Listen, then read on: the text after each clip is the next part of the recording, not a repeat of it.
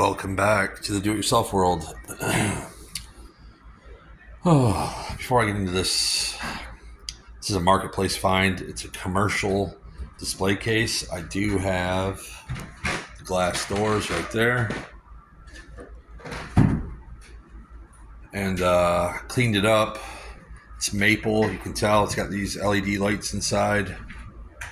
Came with 3 shelves. I got 2 of them in here. Let's start over what we're doing. Jars. Collection I've been working on for a long time. Always looking for rare ones. Find them cleaning out houses, in the trash. Find them everywhere. Yeah, this is a long time it took me to collect all these, but there's some cool stuff in here, like this old standard. You can tell this is very primitive. Lots of bubbles in the glass. W. McC and Company. It's very unique. The top is crude as well. I only have one this style. Other cool ones. These, what are these? Economy. They got like that purple tint to them. That's kind of cool.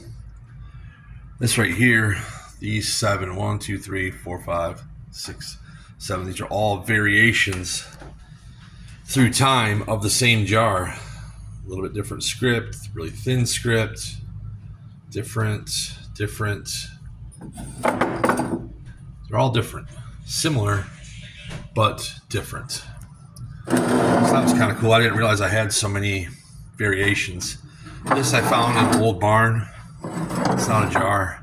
It's old. It's like pressboard, cardboard. It's rough condition, but still displays okay. It's an old thing of coffee. It's empty, but Sears Roebuck. That's old. This I found. It's cool. Muskegon Brewing Company from Muskegon, Michigan. I'm in Michigan. That's about an hour and a half, 2 hours north of me, Muskegon. But cool Michigan history nonetheless. What else? This is kind of a different, valuable jar. It's called Root.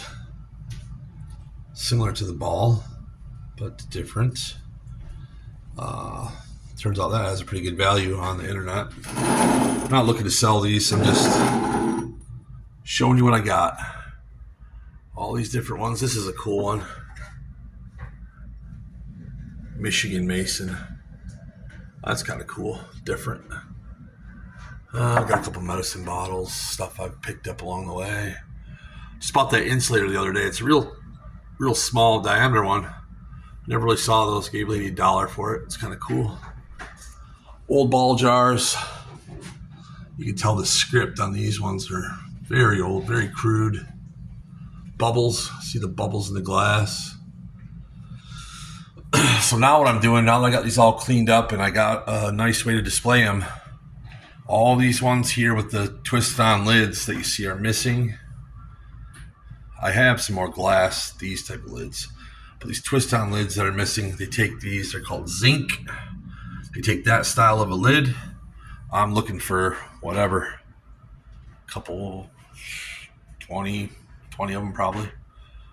Yeah, and then I still got all this space down here. I didn't get more of these, but I found them at Ace Hardware, $4 a piece, so I do have another shelf.